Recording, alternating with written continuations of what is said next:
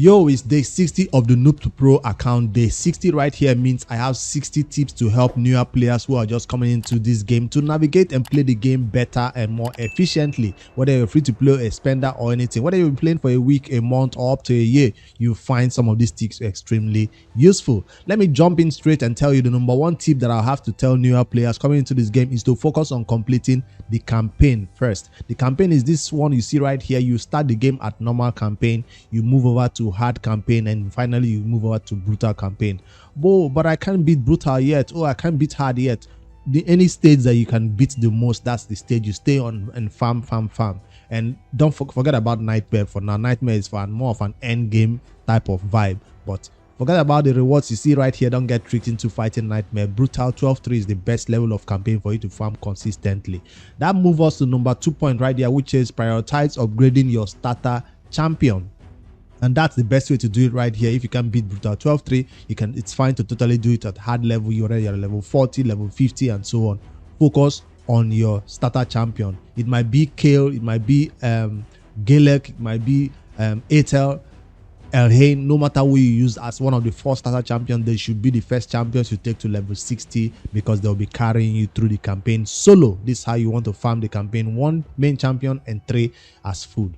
All right, the third point right here I'll tell newer players as a tip is to complete daily quests for reward. Daily quest is this one you see right here at the top. I've completed all but one today, which says fight the classic arena 5 times. The amount of rewards you get right here is crazy. You see that this is just small rewards, yes, but your daily quest translates into your weekly quest. Your weekly quest translates into your monthly quest, which gives sacred shards and void shards. Do not miss your dailies. At least log into the game, play your dailies, and log out. Go live your best life. This is the one that most players will always do, even if they have a small time to play the game. Daily quest, because it goes into weekly and eventually monthly. If you can't do advanced quest, it doesn't matter. All right, number 4th point is to join an active clan for clan boss battles. That's one of the best ways to get resources in the game, whether you're talking about epic skill tomes, sacred shards, void shards, campaign. Clan boss is the best way to do it. As you beat the demon lord, if you don't join a clan, you cannot see this demon lord to fight. If you don't join a clan, you cannot see the hydra to also fight. So just go right here in your clan. You can even join a random clan. It doesn't have to be a clan, but the best clans are those ones that have a Discord you can communicate with and, you know, plan events and everything be more in line, because you can have access to also this clan shop when you're in a clan, and lots of other resources right here for you to gain by joining a clan. That's the number 4 point. On number 5 point is to use energy efficiently by farming campaign stages. Right now you see my energy at level 26 to over 26. Don't let your energy be maxed out. Go in right here and fight 1 battle of campaign at the highest stage you can beat consistently without losing, and that will help you reduce the amount of energy you have so that you can regenerate your energy. So use energy efficiently by farming campaign stages. They are the best way to get your champions to 60, and that's the 5th point right here. On the number 6 point is to save gems for energy refills or rare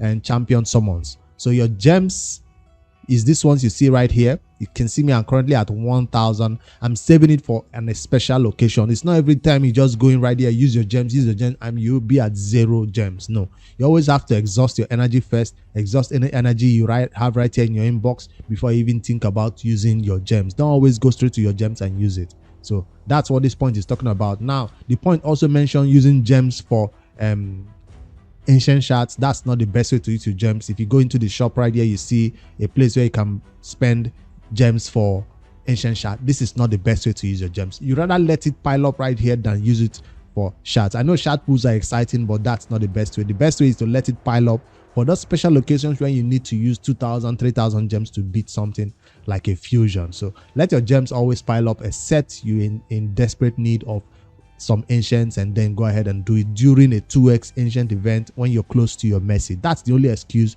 you have for using your gems as shards. All right, now for the 7th point is to upgrade great hall bonuses with medals.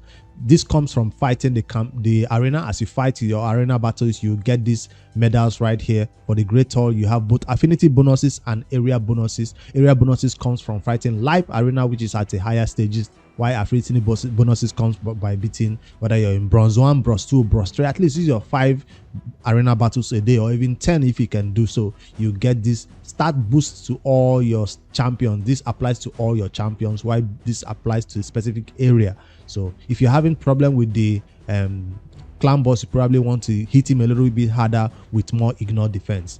Fight live arena, fight normal arena, and then get all these area bonuses. 16% HP boost is high. Accuracy boost, if you don't have banners, this is the best way to get a little bit of stat boost going along with you. That's number 7 point right here. Get those medals.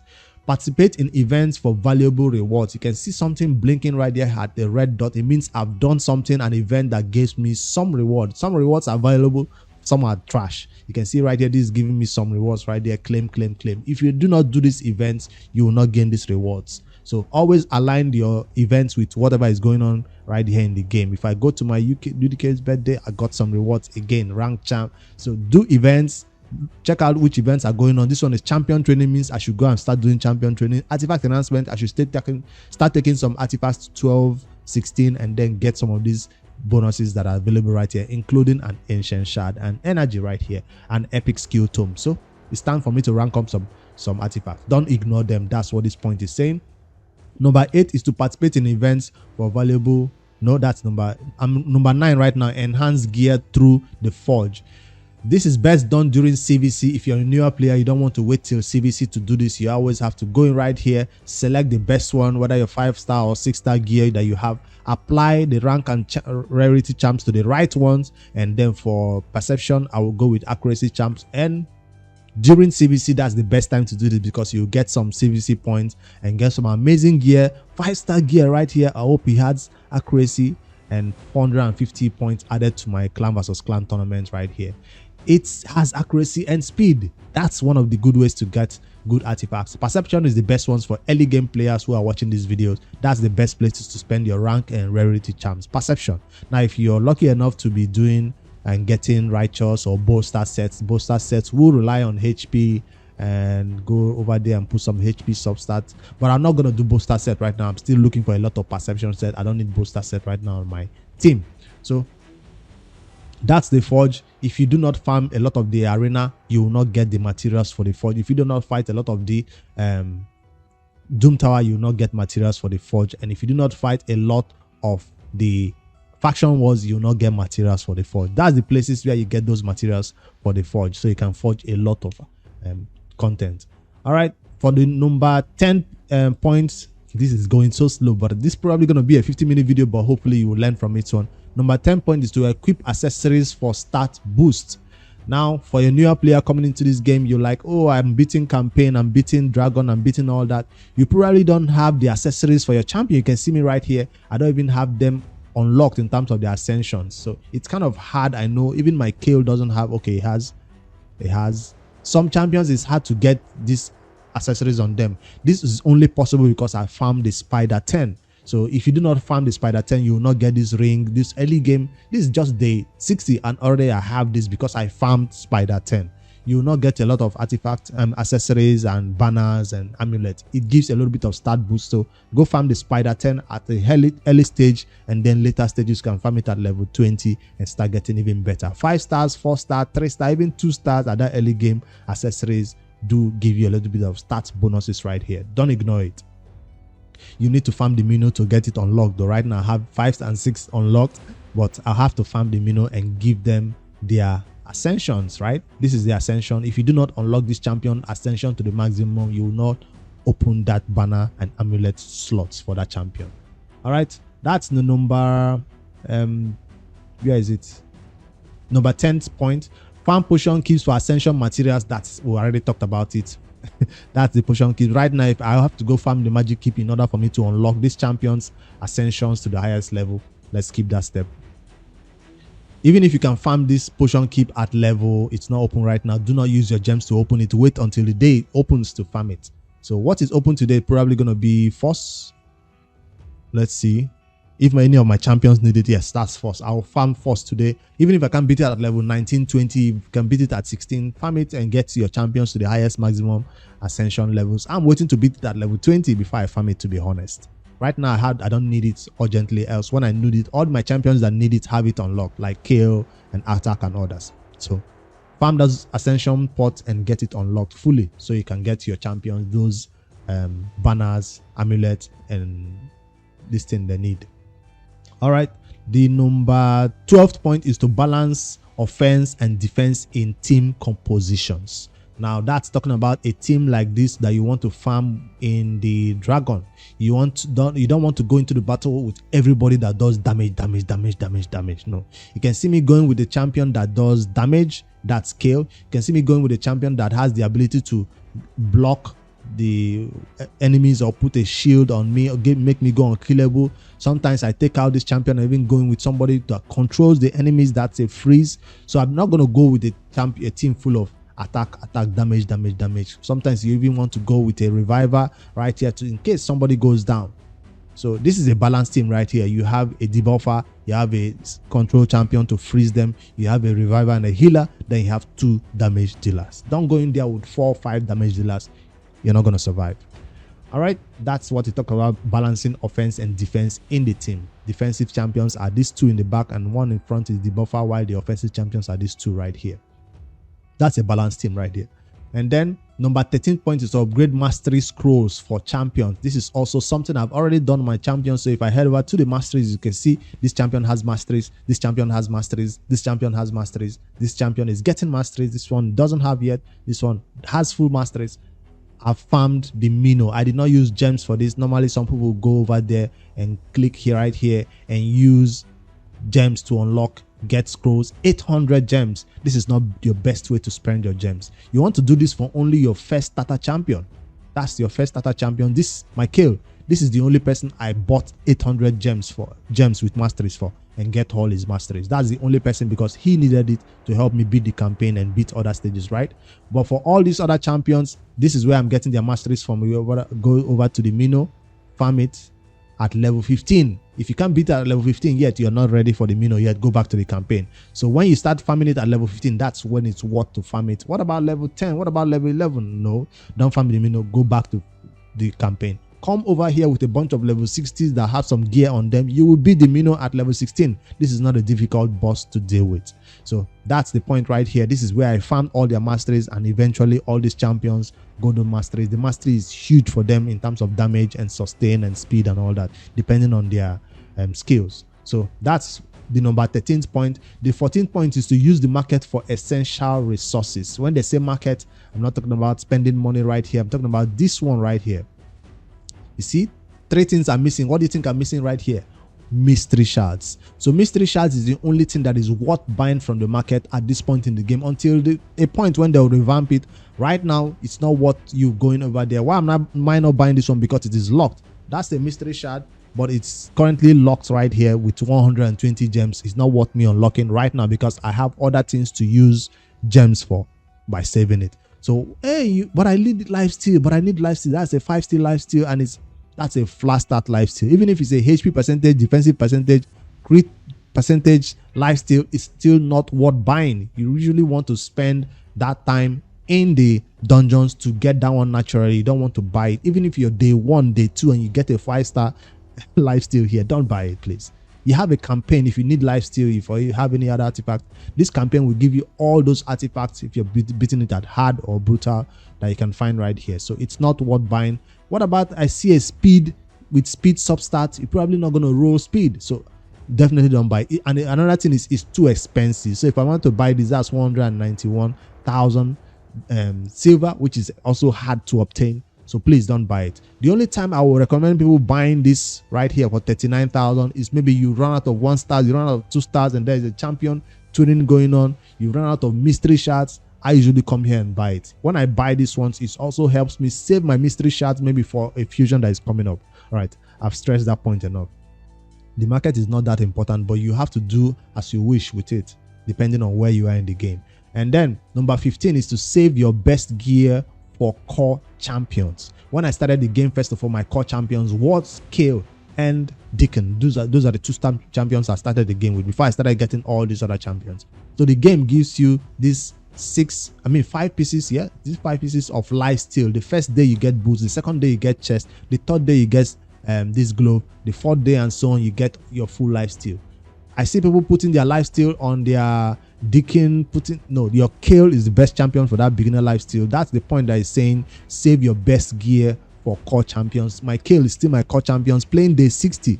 Despite me having more legendaries right now, he's still viable in all my teams. So that's why nobody is stealing his gear right now, and it's still very viable. So that's just that beginner example that I'll give.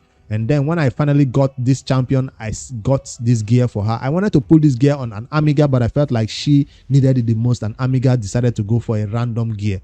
So that's also something she will benefit more from Relentless than an Amiga will benefit me in a team from Relentless. She's in all teams, he's not in all teams, so she becomes a higher priority than him, even if they need the same type of gear, right? Which is Relentless. So that's the difference right here when it says save your core gear for your core champions. And check out my attack is also using some best gear that I have on my account for this particular set. So don't go putting your new best gear on a champion that is 4-star, 3-star that you're using in some places. Save it for your best champions right there who will have your best gear, 6-star gear, level 16 and all that with good substats. All right, for the 16th point is to focus on a few champions to avoid spreading resources thin. That's also a very good viable point right here. And for newer players coming in, like I said, take your first starter champions to 60, take your second champion to 60, and so on. So I focus on a few champions. Now it looks like I have a lot of champions, but guess what? These 1, 2, 3, 4, 5, 6, 7 champions that are level 60, or even this 8th one, where I focused on a lot because they're going to be in my core teams. I didn't start building these champions. Everybody right here, you can see even some are saved in the vault that I'm not focusing on. Some people might be distracted and start building everybody at the same time. No, focus on a few that will serve you in a lot of places. So every champion you see right here in battles is already level 60. So I focused on a few champions, don't focus on a lot. And at the early game, when you're playing the game, I focused on only KO to 60 before I moved on to Deacon, before I moved on to another. So, and they all had their gear and their mastery before I moved on to the next. So focus on one, please. Even if it takes you a week or two to get that champions to 60 and then get masteries on them, it's totally going to be worth it. So that's the 16 point. On 17, use the auto feature for repetitive battles. That's talked about when you're going to the campaign, you're fighting a battle. And let me just go into the campaign and show you again. If I start the battle right here, it's going to start fighting the battle manually, right? So newer players coming in, always turn on that auto feature. See, without me touching anything, the battles, if I put it on manual, it's going to wait for you to take the next action. See, it's waiting. So just click that auto. I think it's kind of hiding behind my chair right here. You can see it if I turn my camera off. That's the auto right here. It's turned off. So turn it on always, so your battles will be a lot faster. And you can just watch YouTube somewhere. And this is too basic, but who doesn't know this by now? Level day 1 players probably don't know that auto is the best way, and level speed 2 also. And that's the 17th point. On the 18th point is clear dungeons for powerful gear sets. Again, that's the best way I got my lifesteal and all this gear that I'm farming. So at the early stages, like I said, don't do dungeon first, do campaign. Once you're done with the campaign, you can start coming up to the dungeons. Even if you can beat it at level 10, is it worth farming? I don't think so. Beat campaign first, get campaign, get a lot of level 60s. When you come over to the dungeons, you will not beat it at level 9 or 10. You will go straight to level 13, level 16. That's a valuable place to start getting some good gear. Why do we want to farm it at level 16 and 17 instead of level 10? Is because you start getting 4 to 6 star gear. 4 to 6 star gear actually starts from level 13. So if you're not farming level 13 yet, you'll be getting 4 to 5 star gear. That gives you a high amount of 4 stars, and 4 star gears are not that great. You eventually grow out of them. But 4 to 6 star gear, if you start getting some 1, 2, 3, 6 star gear, it will change your account for the better. So that's the best level to start farming the dungeon from. Now I'm focusing on dragon a lot because this ice golem, spider, and fire knight are not the highest priority for newer players. You probably will be beating dungeons at level 20. You can even see my ice golem apps not at 20 yet. It's at level 17 for this Noob2Pro series, and then this is still at level 10, and fire knight is still at level 16. Why am I not trying to push it further? Because it's not that important at this level of the game. Dragon 20 is more important than any of these other dungeons to 20. Farm it at level 16, 17, wherever you can to get those events and tournaments done. You don't need to go out today to 20 or make it a 20 minutes run. All right, that's number 18 right here. Now for the 19-point complete challenges for rewards and progress. We already talked about this. No, we haven't. Challenges, if I head over to my challenge, you can see that I've completed almost all of them. One is telling me to upgrade an affinity bonus to level 5. That's a high level challenge, and that's why it's giving me an awesome legendary skill tome. I finished part 1, 2. I'm currently at part 3. That's all the challenges. There is challenges right here, all done. There's one right here, all done. There's some right here, all done. That means I've gotten all the rewards they have to offer my champions: books, gems, silver, energy, everything that these challenges had to give. I have obtained them. For newer players, when you're bored of campaign, when you're bored of arena, you don't know what else to do, come over here to your challenges, and it will challenge you to do something else that you've not yet thought of right here, and gives you awesome rewards while teaching you the game at the same time, because it will require some strange things from you, I tell you. That's for challenges right here. Don't ignore them until you're playing the game for 1 year. You're like, oh, I haven't done my challenges.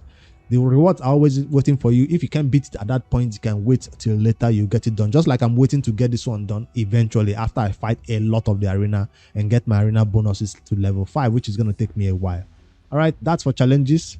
Now for the 20th point right there is to fuse champions to obtain stronger ones. That's a lie.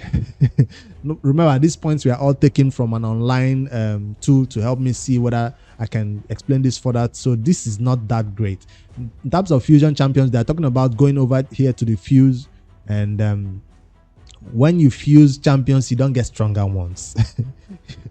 What do I mean? Razin, of course, you get stronger champion when you fuse Razin. This is not a new player friendly tip, but Razin will eventually come to you if you save all these rares. I'm saving all the rares, saving the epic, getting, and finally you get. So this point is correct in a way, but these other ones do not fuse Relic Keeper unless the arbiter missions require you to do so. And yes, you get Relic Keeper. He's not that strong anymore in raid. He's fused and thrown into the vault, or used only in faction wars. Broadmoor, now this is a champion you can fuse and get a strong champion that can be useful in faction wars as a revived champion who can help your team come back to life if they go down. If you don't have any reviver in your team, it's going to be viable, especially in the Lizardman faction wars. So I guess to a point, that number 20 point can be good to fuse champions to obtain stronger ones. Yes, that's a strong champion, and that's a strong champion, but this is not a strong champion. Also, when they come up with this, their old school fusion is not beginner friendly fusion. So this is the only 2 fusions I would recommend you do for now in raid. And so if you can, or if you have the champions to do it, don't focus too hard on them. And now for the 21st point, I kind of have to rush for that, so don't make a 1-hour video. It might be a 1-hour video because it's 60 points, right? I'm rushing. Number 21, participate in faction wars for higher tier rewards. Faction wars is talking about these faction wars right here, and if you can beat the entire faction wars, you get a Lydia. I'm currently doing this series. This particular Noob2Pro series you're watching will get this champion by beating all this faction. For now, we are developing all the champions you're seeing that will help us beat these faction wars. It requires you to come here and use the champions from a specific faction. Even you can see I don't have good champions to beat it, but I'm fighting this daily and getting some of these rewards that you can see along the way. See some rewards right here, some glyphs is also important for you to obtain. These are where you get the materials to use in the forge, and some glyphs right here to get your champion speed, HP, defense a little bit, 1%, 2%, a little bit higher. So it's not like you get awesome rewards, but it's still valuable rewards, especially when you come down to the high level. The highest rewards you can get, these ones you see, I got this ancient shard, I got a energy right here, and now finally at the end all the rewards are shown right here. Where is all the rewards? So these are all the valuable rewards they are talking about that you can get for the where you're beating the faction wars. Some, yes, you do get some secret shard. That's valuable rewards if you can get it done. But this is not something to focus on except you start getting all the champions ready for that faction. This is something you focus on after you've beaten the dungeons at level 20 or 25. Then you come here and start getting this few factions ready to be beaten at level 21. I do have a guide about how to beat them, but I'm also doing this Noob2Pro Season 3 series on how to beat this entire faction and get Lydia. Subscribe to know when I get it done and you can follow along. All right, that's number 21st point. On the 22nd point is to develop a campaign farmer for efficient leveling. Now, some people fight the campaign at 10 seconds, some people fight the campaign at 20 seconds, some farm the campaign at an entire 1 minute. Or some people even found the campaign with 2-man strategies like this. and then they add their full champions who need to be leveled up. This is a slower way of farming the campaign. The best way for you to farm the campaign for fast champion leveling is like this. So of course, brutal 12-3 is the best place to do it, and this is the fastest way. By fighting each battle, you get the highest amount of XP and shield. This number 3 level gives you more shield, and you get, which sells for higher silver. But this, the 6-star stage, is the best place for XP, I mean. So this gives you more XP, while stage 3 12-3 gives you more silver for selling the shield. Shield sells for higher value than the boots. That's why we farm it at this level. So this is the best way to get that point. That point is talking about the campaign. Develop a campaign farmer. Campaign farmer is somebody who can take the campaign down in a very short time. You don't need to get somebody who is doing it for 3 minutes, 1 minute, or you don't need a 2-man team to help you do it at 10 seconds. It's best to use one champion for that purpose. So that's this point right here. Develop one campaign farmer. You don't need 2. All right, it can be legendary, it can be epic. Whoever can have AoE to take down the wave 1, wave 2, and wave 3 faster is great. With the help of RSL Hopper, you don't even have to be there to watch it all the time. Auto battles and walk away. All right, number 23rd point is to check out campaign ratings and tier list. Okay, check out champion ratings and tier list. That's talking about you getting over to the Hades website, or go over to Ayumi Love. They rate champions, even Dedu Jedi.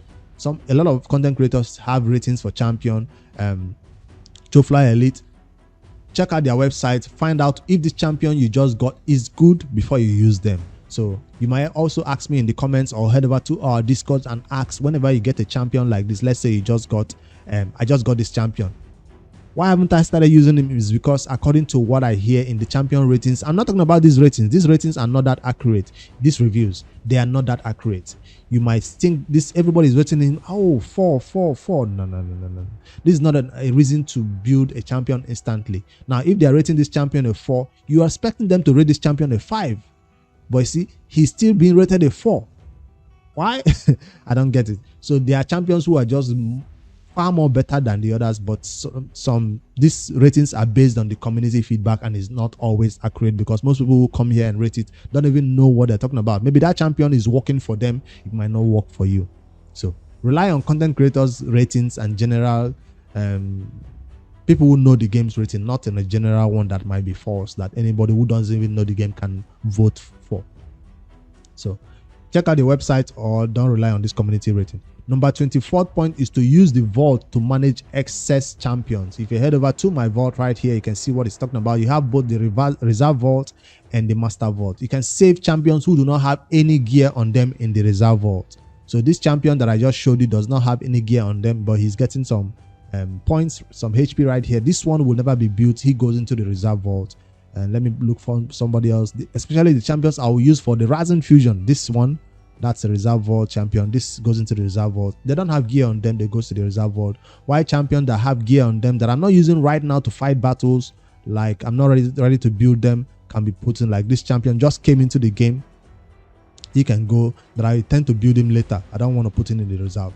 So that's the category right here. It doesn't cost that much to also expand the storage. This is kind of cheap. So expand the storage and save, so you don't have to rely on seeing a bunch of champions in your main folder right here. This a little silver to expand the storage space, and then you can store some champions, so you have enough space to do champion training and get more and summoning done right here. Use the vault, use the reserve vault. Now on the 25th point is to keep upgrading the sparring pit. That's not something I would recommend. The only thing you do in the sparring pit is to get it unlocked at that first level, only that level.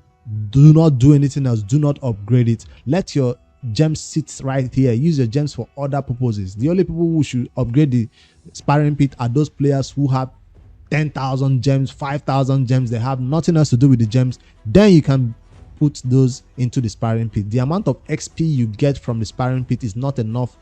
It's not worth it to upgrade it to the maximum level. Don't unlock level 1, don't unlock this, don't unlock that. Nah. It's better to unlock all of them than to upgrade one, though. I think that's what people say. So unlock all of them. If you have enough gems, if you're a spender, go ahead and unlock it. I currently on my main account have it all unlocked, but I'm still not seeing it as a valuable way to get XP. Campaign is still the best way to get XP on your champions. The amount of XP you get here, 7 hours, is not what you unlocking all of them. So this is not a newer player friendly tip. I have to warn you about it. Don't spend your gems right here because it costs a lot of gems to unlock it, a lot of gems to upgrade it. So that's the myth that I have to debunk right here on the 25th point about the sparring pit. Now for 26th point is to utilize the great hall bonuses strategically. They're talking about when you have area bonuses right here, you have the what do you call this thing now, gems to have it unlocked. I mean the arena gold to have it unlocked. I'm currently focused on clan boss. So what do I need for a clan boss? My champions need to have high defense. Boom, that's where I'm going to spend it. So that's what he's talking about, using it in the right places. Don't come here, upgrade this, upgrade this, upgrade this, unlock this, unlock. You see me keeping the rest. Why am I keeping the rest? Because if I hit upgrade again, I do not have enough. So some people will now go ahead and spend it somewhere else. I'm not spending it anywhere else unless I have this as 5-star. So I'm saving everything, even this 167, I'm saving it for the next time when it becomes how much? 248. That's the strategy right here. Don't get greedy and impatient and unlocked everything. You don't need to look everywhere all brown. It's fine to have it saved up till it's currently to the level where you can get it to the highest level. Even as you can see me accuracy on level 5, then I'll go over to defense and so on.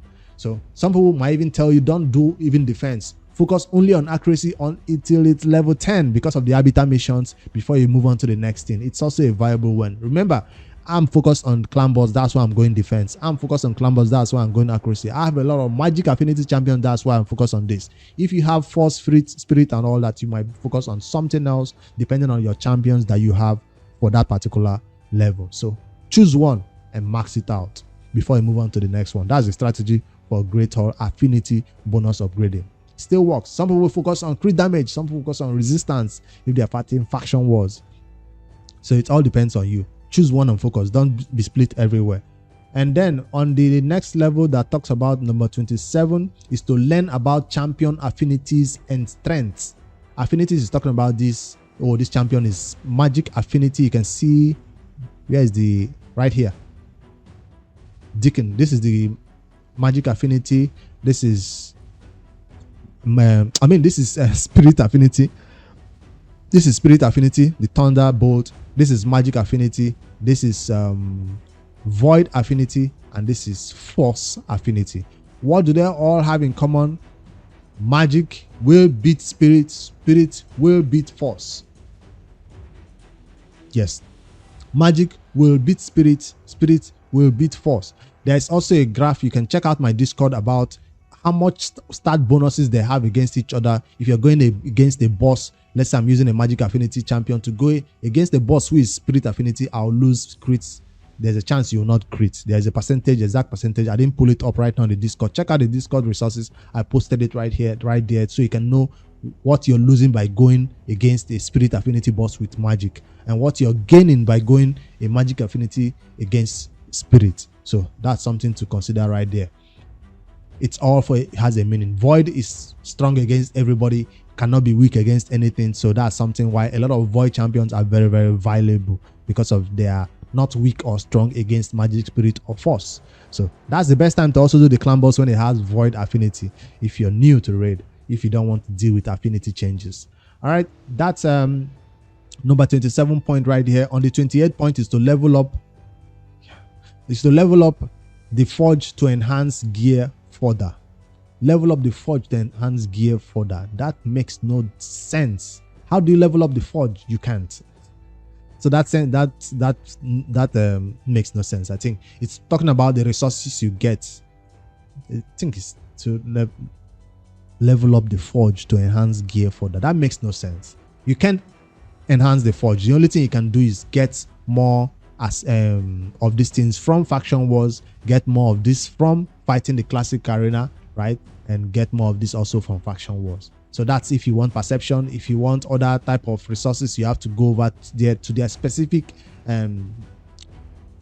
dungeons. And this is talking about Doom Tower, and fight that for the Doom Tower. Currently Dark Fae is on. That's lethal that I'm currently farming on my main account from Doom Tower, higher stages to farm. So that's probably what you, depending on what you want in the forge, depends on where you farm and get it. That point made no freaking sense. All right, on the 29th point is to grind Minotaur Lab for Mastery Scrolls. We already touched on this when we're talking about the scrolls. After you're done with campaign, I think this is the next place you need to do to get your champions all their masteries so they can hit a lot harder. Champions who have masteries do a lot more damage than champions who do not. Talking about the War Master masteries, or for support champions, all these are healing.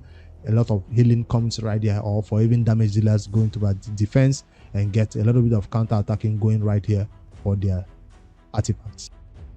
All right, for the 30th point for newer players coming into raid is to experiment with different champion combinations. When you come in over here, you're fighting a boss, he's beating you up and down, you're losing the battle. Why not put somebody else right here to see if that can be successful? Because different champions have different strengths, and some are weak, some are stronger, depending on their base stats and depending on the gear you have on them, and masteries and other good stuff. So if you're failing a battle against this dragon by putting somebody who is doing block damage, why not bring somebody who adds a little bit more damage? Or you're failing against a lot of damage dealer, why not bring somebody? You have to switch it out and test out different things. Sometimes you think you're going too fast, you come in right there with somebody else who do defense, right? Defense in the leader slot. If speed is not your problem, sometimes I want more defense. So mix it out, find out the team that works for you depending on the content you're beating against. So that's the 30th point right here. Experiment with different champion combinations. Number 31 is to farm the Fire Knight Castle for gear. This is not a beginner friendly point. This Fire Knight Castle is a very difficult content to beat, so fight it only if you can. Why I say the Fire Knight should be ignored until you can beat it consistently is because it's not an easy dungeon to beat. It requires specific number of hits to even take down the boss shield, and then turn meter control for the boss, because he's a difficult champion to boss to deal with. It's not as easy as a dragon. He has some specific mechanics, which is this is the team that I currently use it to beat it at this level. You have to keep his turn meter down, you have to bring out the shield, you have to set. This is a lot. So this is not a beginner level content, it's more of a mid to end game level content where you can beat it consistently. But he has one of the best gear, which is savage sets you can get in the game, and this is where you can get it from, by beating this bot. That's all the gear you get from right here, and that's savage. That's stun set, also stun set chilling right here, regen set, and then crit damage or shield set. A lot of useful gear from him, not like the dragon that gives you just lifesteal, stalwart, and maybe some other gear, speed gear also. So he has a lot more gear for you just by beating him, but it's not that easy. So it's not a beginner friendly content, it's more of an end game to mid game friendly content. Fight it at the low levels if you want, but note that the gear you get at that level is also low levels.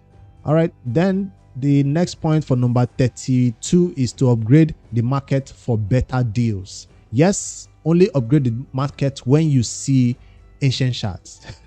The only reason why I upgraded to this point is because an ancient shard was hiding along that path, right? So you can see me not upgrading this one. I'm not upgrading that last one because it requires me to use gems. I don't want that mystery shard so bad. So only upgrade, even if the last point, if I see an ancient shard chilling right here, right now, at this level, right? Visual at this point, I will unlock this and get that ancient shard. So that's the only reason why I upgraded, because I saw some ancient shard. You get 5 ancient shard from the market a month. So when you see them hiding right here, go upgrade to that level and get it. But on a normal day, don't just go crazy and unlock all the entire market, except you have like 5,000, 10,000 gems chilling. It requires both gems and silver to get it done. The silver unlocking is not that bad, but the gem unlocking is kind of bad. All right, that's that point for the market again. Talking about the market again on the 32nd point. For 33 point is to prioritize speed on champions for turn advantage. That's true. For newer players coming in right here, speed is king. Yes, no joke, speed is king. Every player, every champion you see me build right here do have a boot. What does this boot serve them? Speed. That's what boots are for, right? If I click right here on my champion's boots, you see speed.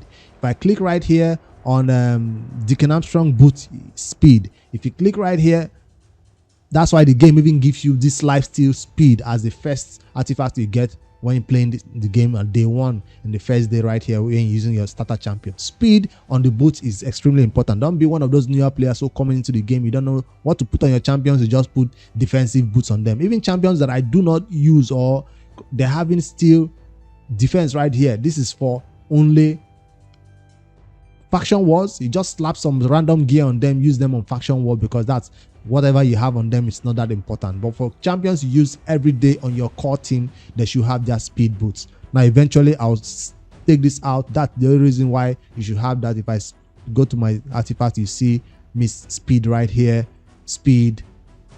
That's Flaster, that's HP, that's an instant sell. Do not put this on any champions in the game. So you want your speed boots. That's not speed, that's defense, HP. That's why they are not on champions, because I eventually sell them, but I'm keeping a lot of speed. That's what you need on most champions.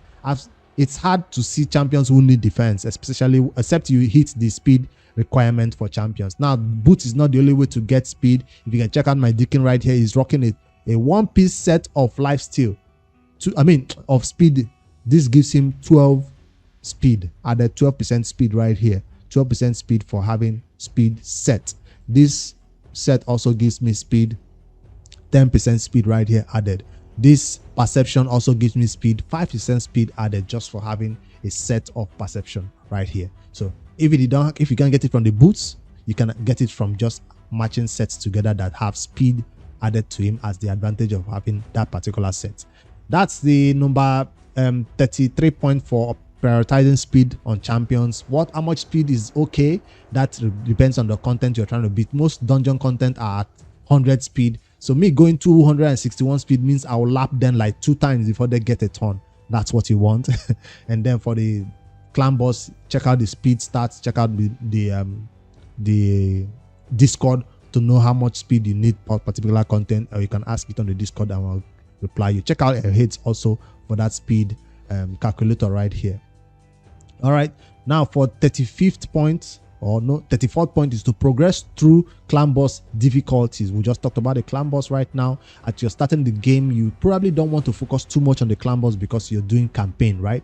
You just put together any champions you can and beat easy clan boss if your clan is also doing it. And of course, you move on to normal, you move on to brutal, you move on to nightmare, and finally you move on to ultra nightmare. That's the ultimate goal, is the first priority for a long-term project. It's not something you can do in a month. It's not something you can do in 2 weeks or 3 weeks. No, this is something you can probably reach ultra nightmare in a year, depending on the type of team you have right here or the teams you're working with. So depending on the teams you're working, it will take you a while to get here. But just know it at the back of your mind, you're building champions who can get you to this point, or you're building champions who can help you beat dungeons first to farm the gear required to get to this point. That's my end game goal right here, to get here. All right, that's the number 34th point. On 35 is to prioritize gear sets for each champion.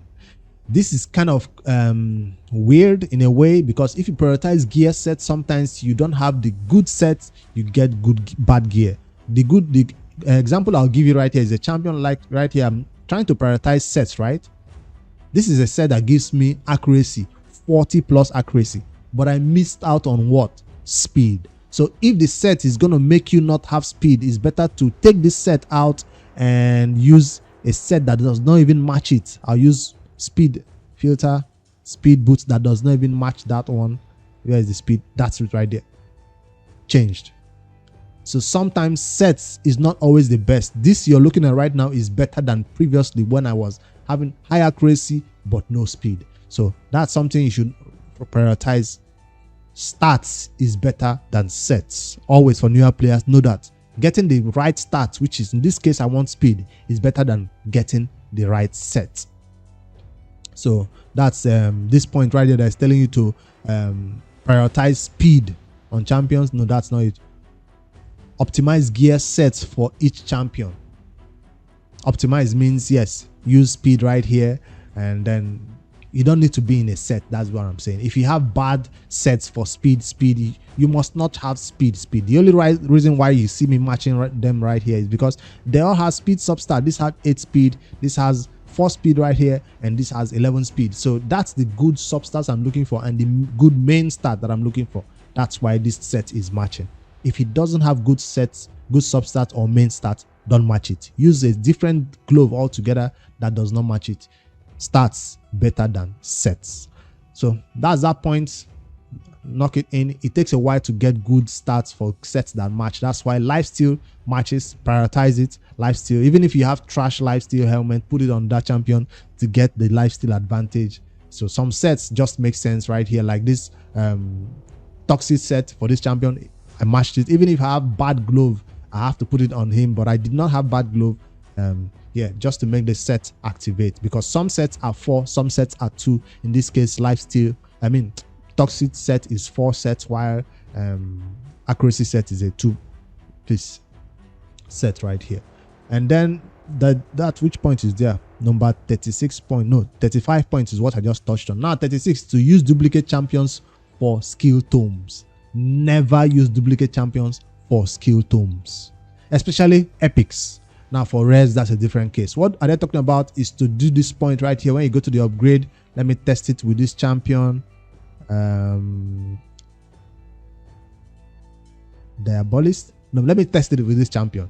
This is a champion, Hound Spawn, right? I have him duplicate 3 copies of him. Now this point is telling you to use duplicates like this for skill tomes. This is only viable on somebody like Amiga, who you get a lot of Amigas. Use his duplicates for his skill tomes, right, to upgrade his skills. But for other champions, epics, rares, you don't want to use their duplicates, because their duplicates now has a new usage for them in raid. So what do I mean? If I head over right here to my Guardian ring, Faction Guardian, this is the best way to use duplicates in raid. If I head back into that, is it Demon Spawn? Go over to my HP, boom, boom. This is a better use of my duplicates. I'm getting 10% HP, I'm getting 10% attack for all champions from the Demon Spawn faction, just because I did not use them as duplicates. So this will benefit every rare champion from the Demon Spawn. Why, if you do it for epics, it will benefit all epic champions. You can do this from every other faction. That's the best way to use duplicates in raid, especially epics. You can see me doing it even for a champion like this. Who else do I even have it unlocked for again? Kale will also benefit from this. You see, I'm using Kale, so I gave him his duplicates. He's giving him 10% HP. I did not use his duplicate as food, so this is the best way to use duplicates in the game. Fill up your faction guardians. Whether you want to do it for rares is not that important for rares, except your super early game, but it's better to do it for epics and legendaries. Do not use the duplicates as skill upgrades. That's a very important point right here.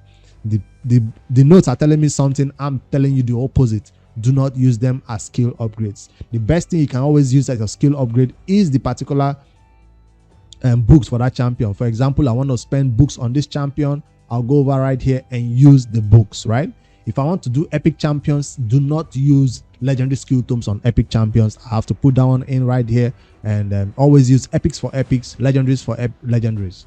That's another point right here. Also for rare champions, do not use epic books. You want to use rare books for rare champions always, to help you upgrade their skills a lot further. All right, that's that point right here for number 36. 37 point is to farm potions during events for efficiency. Yes, when something like clan versus clan is going on, if I head over to the objectives, it says Minotaur and Sand Devil. So this is gonna, and Phantom Shogun and Faction War. How many things we get from this? So this is probably the best time to farm Faction War. This is the best time to farm Shogun. This is the best time to farm Sand Devil. So you want to pair those advantages you're getting from that. Some events for or tournaments will come up that requires dragon, spider, and all that. That's the best time to farm it. But there are no events for potion keeps, except sometimes during CVC you say farm the potion keeps to get extra points. That's also a way to be efficient, to farm it only when it's happening, or farm only dragon when dragon tournament is happening, farm spider when spider tournament or event is happening, and all that. Dungeon divers. 38 point is to ascend champions to unlock higher levels. I already talked about this. When you farm the potion keep, you ascend champions to unlock their accessories, banners, and amulets. So you ascend champions by getting their potions from the potion keeps on specific days when it's open. Move on to the next point. We already touched that one. Number 39 point is to save shards for summoning events. Yes, don't just go crazy. Why do I have one ancient shard? Why do I have one void? And why do I have 3 legendary skill tomes right here? I mean, 3 sacred shards. Why am I not using it today? Is because I'm saving it for a 2x event. Is the best time for you to open these shards. 2x on secrets, 2x on void, 2x on ancient. It happens every 2 weeks. Don't go crazy on a normal day and do it. Now the portal will be glowing on that day, and you see the chances of getting your legendaries, epics, or even rares, I mean epics and legendaries, will be increased. That's the best time to do it. It's a 0.5% on a normal day. When it's a 1%, that's the best time to open it. It's a 6% right here for legendaries, for secret shards. When it's a 12%, that's the best time for newer players coming into raid. Take note of those 2 weeks. Check out Hade's website. It has a countdown that will tell you exactly when the next 2x event is coming up, so you know the day to summon this hard to obtain shards, not on a normal day willy-nilly, except you're just playing YOLO, just summoning on a normal day. There is no reason to save your mystery shards. No need always summon your mystery shards to get champions to do more food and champion training with. There's no event for mystery shards. And your chances of getting rares is kind of low from it also. That's the number 30, what? 39 point. On the 40th point is to enhance artifacts to boost stats. That's also a noteworthy one, that when artifact enhancement is coming up or is happening, that's the best time to go over there and start leveling all your artifacts to 16, 12, 8 and all that. During artifact enhancements, if you can't wait on a normal day, you don't have to match it with artifact enhancement. If you're new to raid, make sure you get those champions to the right level. Don't come into battles with a bunch of champions who have low levels like this and expect them to survive. And as not expecting this champion to survive, is only level 12 because I used him in faction wars to beat one particular stage, and that's all. When I need him for content like the dungeons, dragon, clan boss, he will hit level 16 and then requires a lot of silver to get that done. So save silver for that. So that's the 40th point, to enhance artifacts on your champions to boost their stats. Don't leave it at 8, 4 and expect magic to happen. They need to be 16 to begin to perform at the highest level that they can. All right, 41 point is to set up your arena defense team carefully. For arena defense, you have both normal arena, classic arena. If you head over to my defense, I'm not trying to fall low in stages. That's why I'm trying. I put a full man defense right here to freeze. This is not very important, but any champions you put right here, you've built well, will survive. And especially this is more of a competitive something for end game players. For newer players, just put whatever right here. You will win more battles than you lose. That's the important thing about the arena. If you come here, you refresh, you see that I only beat those 3 champions who had 1 defenses, right? If I go right there and set weak defense like this,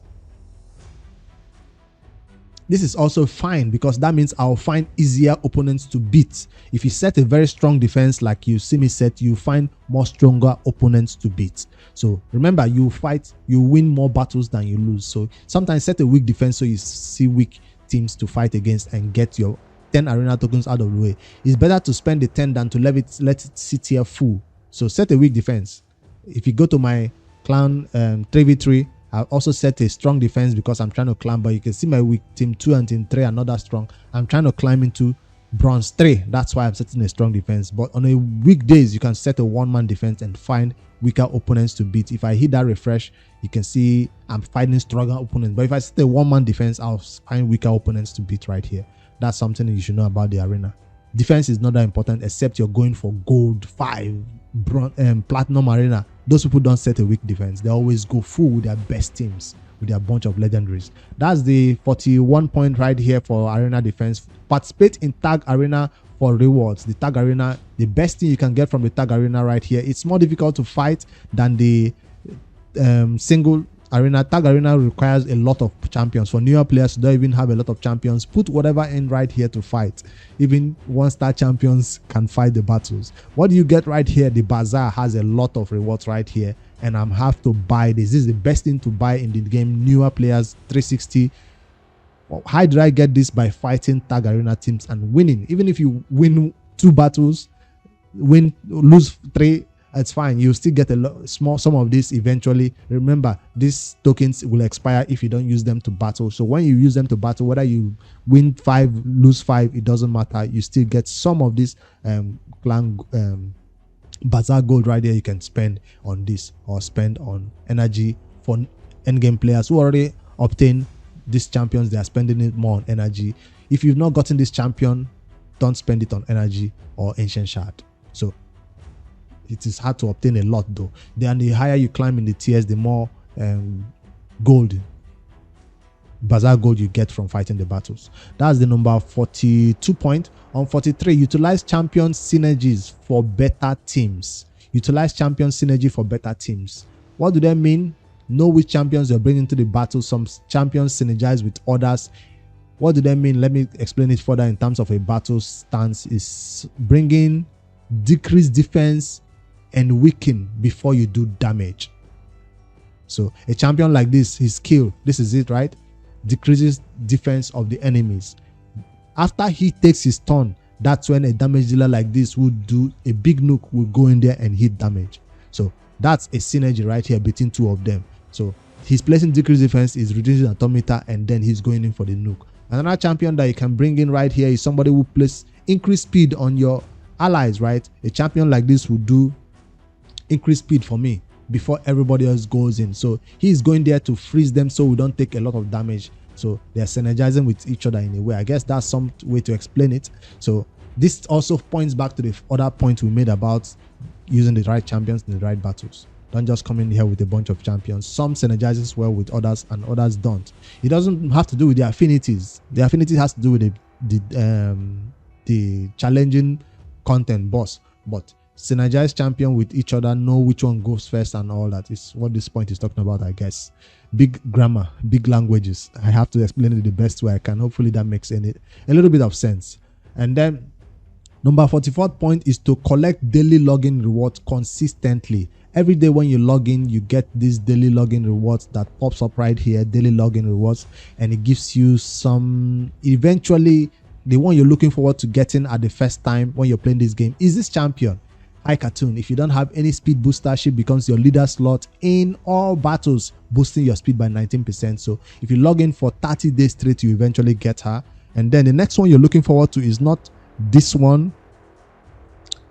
It's definitely not this one. The next one I'm looking forward to is going to be probably Seal of the Drake after playing for 180 days, logging in for 180 days. Even if you play dailies but you don't claim, you might not get, but if you log in every day just to claim and log out, it's fine. You get this champion at 180 days, a totally game-changing champion that has a revive and a stun on an AoE basis. So even if you're not looking, 180 days is too far, don't worry about that. You still have a lot of energy and books and sacred shards, ancient shard, void shard, epic skill tome, rings, amulets, even gems coming your way for logging in daily. Right here, depending on what level you see, a secret shard sitting right here waiting for me to log in for additional some more days. At the first of the game, you're seeing 500 energy. If you're running out of energy, this is awesome way to keep playing the game, log in and get all these awesome rewards right here. So that's the point about logging in daily to get your daily rewards. Even if you're not going to play that day, log in, gain it, log out, collect daily rewards. Take advantage of double XP events. Double XP events are not that common, except that one that I talked about for the portal is glowing right now. You think there's a double XP event? No, that's a 10x. So double XP event maybe is probably talking about this XP boost. XP boost. Probably you should know that if you don't have XP boost right here, not getting double XP for all your arena battles, for all your campaign battles. So experience boost will come to your champions as you fight battles. So XP boost is probably what this point is talking about.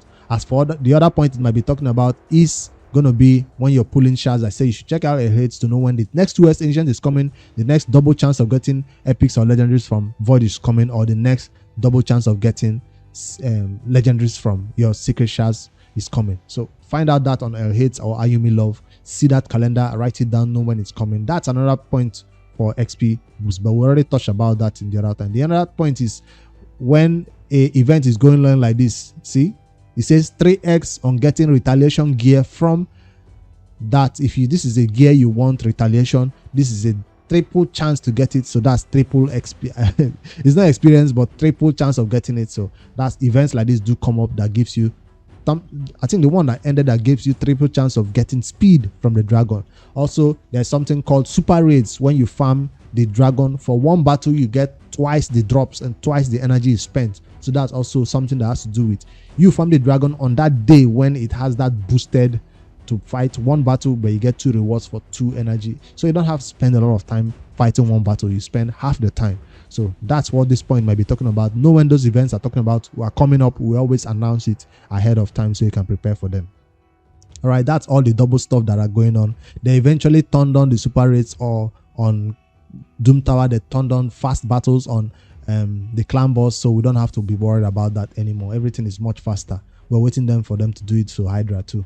And then let's see, the next point is to where are we now? Number 45. Take advantage of double XP. I've talked about it. Number 46 is to upgrade your sparring pit to level up champions faster. Are we still talking about this? Why is he repeating the point? Upgrading. Okay, before it says unlock it, now it's saying upgrade, and I'll refer you to the other point I made. So do not upgrade your sparring pit as a newer player. That's more of a mid-game to end-game player vibe who has nothing else to do with his gems than throw it in sparring pit, because it gives you a little bit of XP for your champions. But I'm telling you, campaign is best way for XP, because champion training will be coming up and you'll be going to the campaign anyways. So you'll also be farming the dungeon with maybe 1 or 2 food along the way, maybe. But this is not the best way to level up some champions in the game. That's why I see me even leveling up a champion that I probably never use in content in this particular place.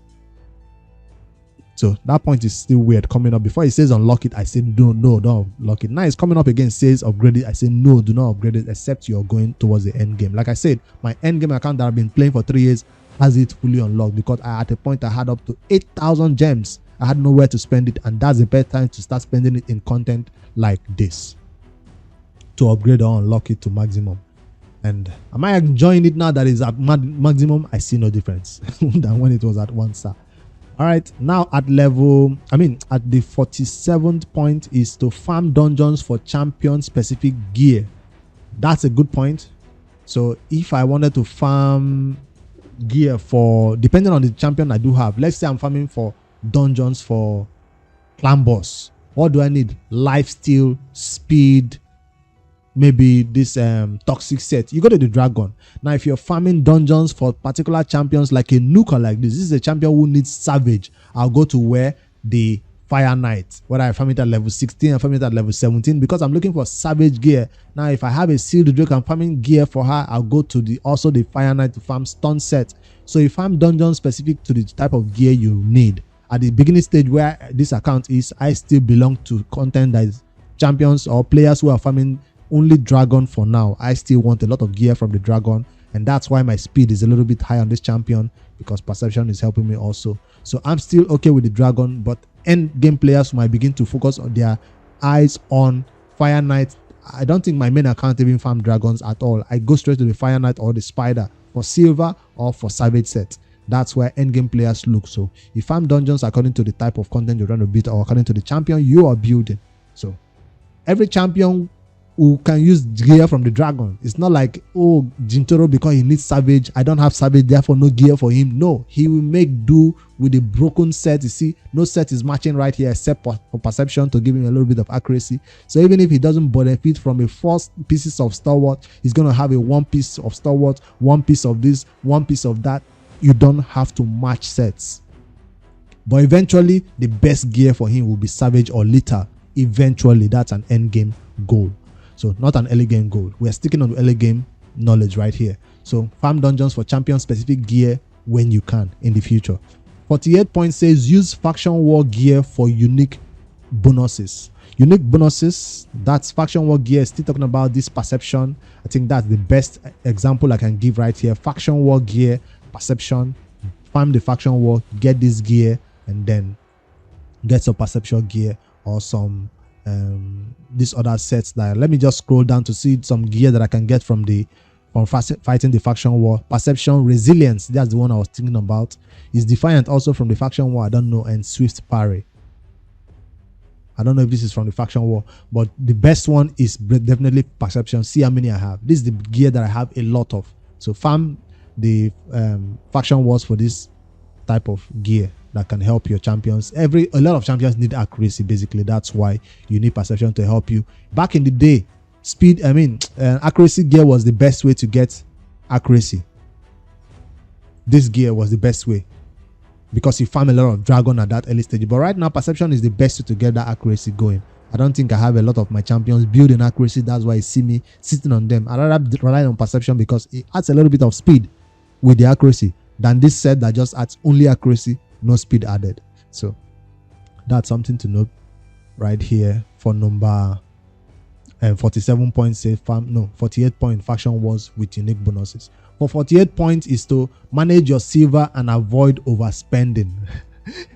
This is kind of a hard one to make. Basically, don't take a gear. Oh, I just got this gear 16. Oh, I just got this gear 12. Oh, I just got this gear 8. Sometimes you can see me sitting on a bunch of gears. See, none of them have been leveled up.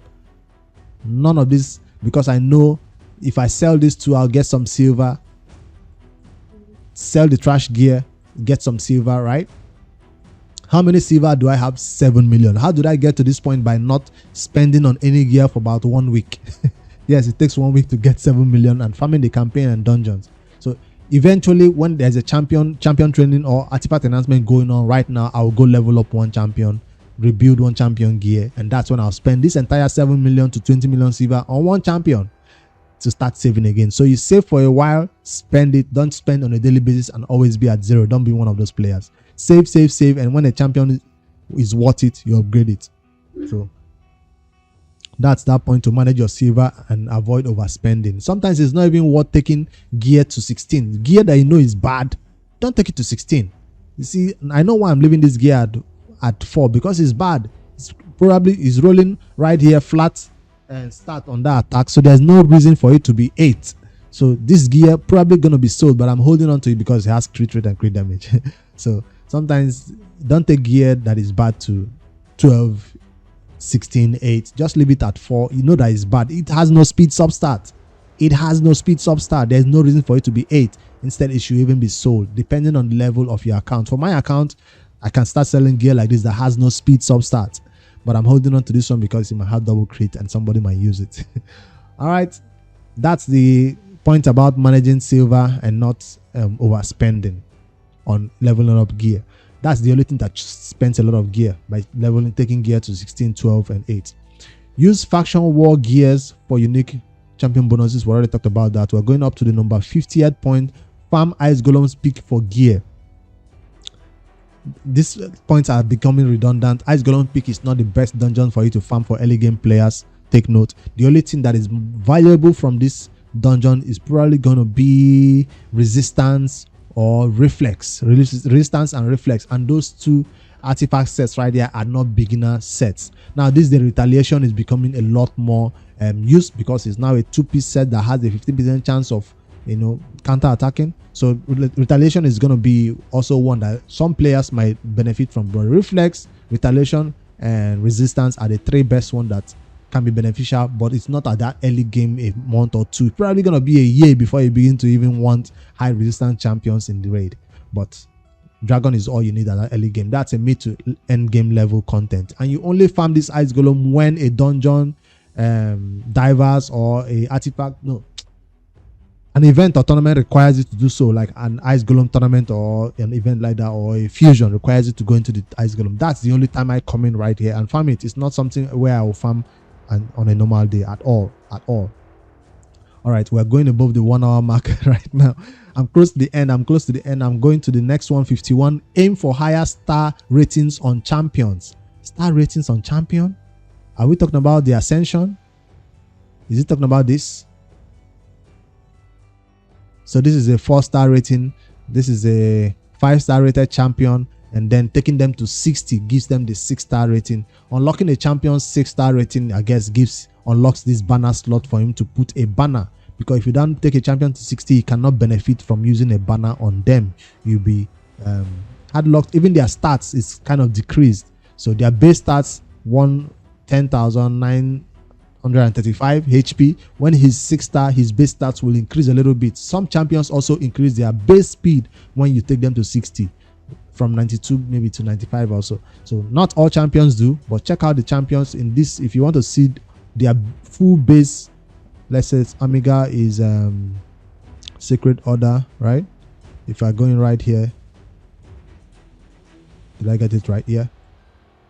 You see, 15,000 HP as 6-star. Right now, he's 10,000 on my account for HP. And the same thing happens for some of their stats. So when you take a champion to 6-star rating, I guess, his base stats increase higher with the ascensions that you're giving to them. For 52 points, is strategically placed champions in the vault. Strategically placed champions in the vault. This is repeating the same point that says place champions in the vault. And I already explained it in the previous point where I talked about the master vault and the reserve vault. Know where you're putting your champions. And yeah, the more champions you have in the vault, the more space you have right here to summon more and do champion training more easier. And then champions in the vault cannot be used in, I think, is it in 3v3 arena? You have to bring them out of the vault. No, it's not 3v3, it's defense. One of those defenses, I think it is the main 1v1 arena defenses cannot be used. So strategically know what you're putting in the vault. I guess I'm not going to go over that point again. It's already made. Join tournaments for extra rewards. This is repeating everything that has already been said again. So join tournament is talking about these things at the top right here. If you win these tournaments, you get relentless sets. So Ice Golem tournament is going on right now, not one that people will push for. Besides these rewards on the right hand side, you stand a chance if you're one of the first people at the highest number of points. When the tournament ends, you get 6 pieces of relentless set, which is the only way in raid to get relentless set is by winning tournaments. First, second, third, or even fourth place are getting this relentless set, which is something you might want to push for. People are already at 900 points. I am at 0 points right here because I've not participated in this one. If you're not motivated by the relentless set, you might be motivated by this epic skill tome ancient shard right here at the corner. So sometimes you hit that 2,750 points and stop pushing, but if nobody else is pushing, you go ahead right here. It's totally worth it. You even get ancient shard along the way right here. If you win one of the top 5 positions, that's one of the ways to get ancient shard in the game. So that's tournaments for you. Build champions for specific roles: damage, support, tank. Not every champion should be built for damage in raid. So if you can see this champion right here, you see that he doesn't have any crit rate. Well, 55% crit rate is not high, while his crit damage is little, 55%, also 56%. Why you see a champion like this that is built for damage, where is it?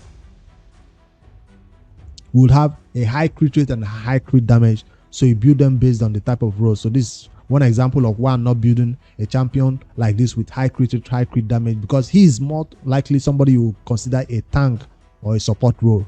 You can see even a champion like this will not be built, although this champion has not yet been built. 15% crit rate is nothing to be looking at right here, but defense and HP is high because that's a champion that needs to sustain and go fast. And a champion like this also is going fast, 171 speed, but not focused on crit rate at all. Champions who want to do damage will focus on crit rate, crit damage, and the stats that help them do damage. And the only damage dealer I have right now that I can show you as an example is Juntoro, or maybe Attack. Even Attack in my team was not built for damage. That's why his crit rate is not looking 100%. I built him a little bit for more speed to do his poisoning from his toxic set. So build champions accordingly. For support champions like this, that's the support role right here, is looking for going fast. And this champion speed is looking at 196, but crit rate, nothing. Crit damage, nothing. HP and defense are high, but speed is extremely high also. Crit rate and crit damage are 0. So don't put crit rate and crit damage or attack stats, defense stats on champions who do not need it.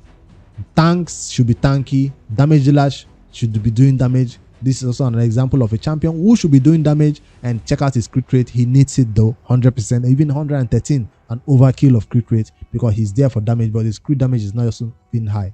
All right, that's an example of building champions for their role: damage, support, and tank roles. For 55 is to maximize your energy cap for efficient farming.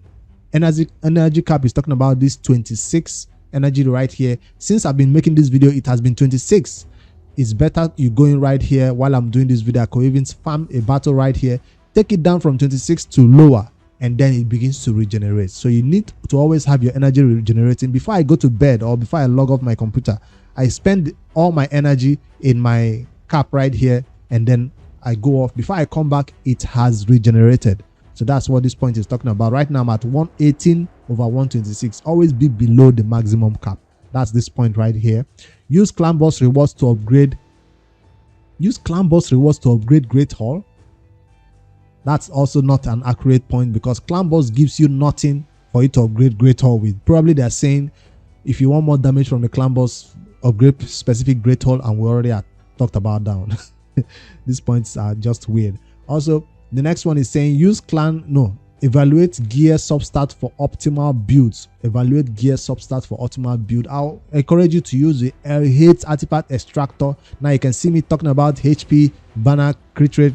You would think I actually did this by myself. Now, if you play on PC, the L8 artifact extractor, go ahead, search it on Google. You'll find the L8 website, where it will automatically tell you how much crit rate, how much crit damage, how much HP, how much accuracy you will need on these champions, and it will find your best artifacts for you now and recommend the best artifacts to put on these champions. So that's something I'll recommend. That's probably what this will help you do the optimization better.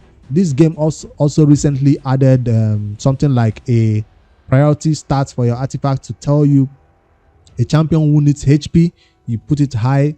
A champion who needs speed, he put it high, and then you tell it to give you those gear. It begins to arrange this gear for you, seen right here, based on HP and speed.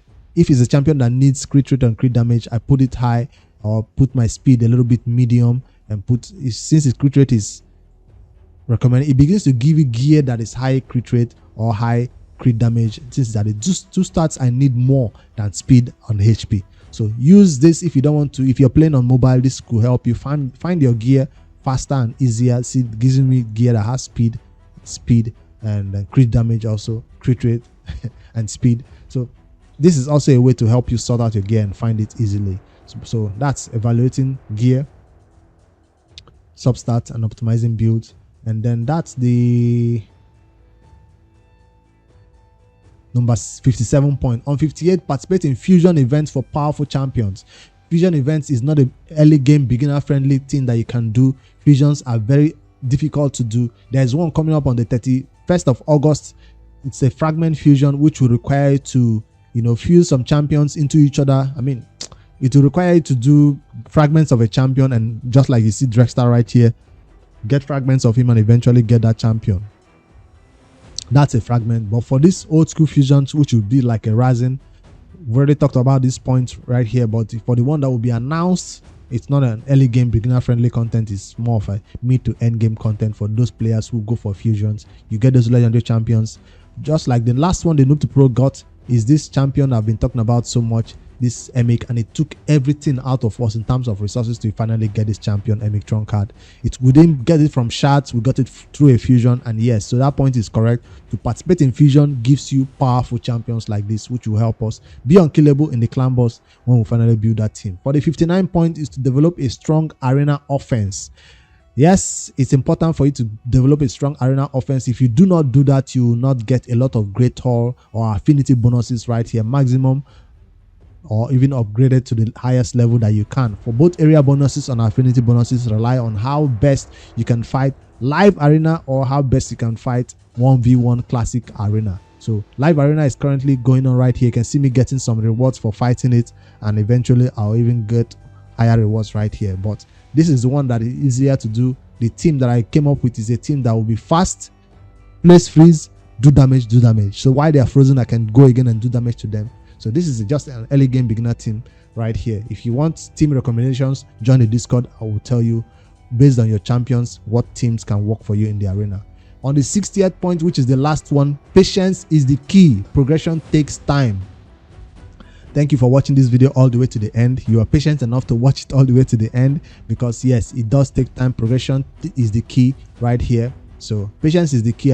Progression takes time. It took me 3 years to play the game and get everything in the game and be at the end game level. Right now I'm starting a new series, and it has taken me 60 days to get to this point where I'm currently beating brutal clan boss, beating most dungeons at level 20, and then getting good champions that will eventually get me to level 25 and get me to Ultra Nightmare teams and help me beat faction war, which is the goal of this entire account, and also get Lydia. So that's what this thing is talking about. It's not something you can do in a day or two. If you want to fast forward or boost up your chances of getting things done faster in terms of energy, you're going low on energy, you're running out of gems, you will need to spend your hard-earned cash in this game in order to fast forward your way. But I don't want to fast forward my way. I'm ready to be patient enough and play it solely, but surely if I run out of resources, I just log off and go chill, watch YouTube or whatever. When the resources regenerate, I come back and keep playing. Not everything in the game require energy though. Some things just require you to just, like arena doesn't need a lot of energy and clan boss doesn't need energy. Everything is tied around keys though. So depending on your content you're beating, some things require you to spend money, while others, in terms of shard, a lot of people do spend money on shard, and but when you get this champion, you still spend money and energy to farm the dungeon for energy. A lot of spending, but if you're patient enough to get things slowly as they go, you will eventually progress, but it takes time. If you want to fast forward it, spend money. So these are the tips that I'll share with early game players. This was generated online and I just wanted to break through it and maybe correct some of things that were done wrong right here. So this is the 60 tips that I share with you, playing 60 days on this Noob2Pro account. If you guys want to join along with the journey, don't forget to hit that subscribe button right now. It took a long time for me to record. I've never recorded a video on the channel that is this long, but I wanted to put this one out there on the Noob2Pro. 60 tips, 60 days. Hopefully they made sense. I know some of the tips did repeat. If I missed out on anyone, you can go over to the comments right now and comment it. I just wanted to make sure we stay true to this series and keep giving newer players the best way and efficient way to play this game, free to play, if they don't want to spend. All right, I'll see you guys in the next one. Like and subscribe. Bricks5D, and I'm out.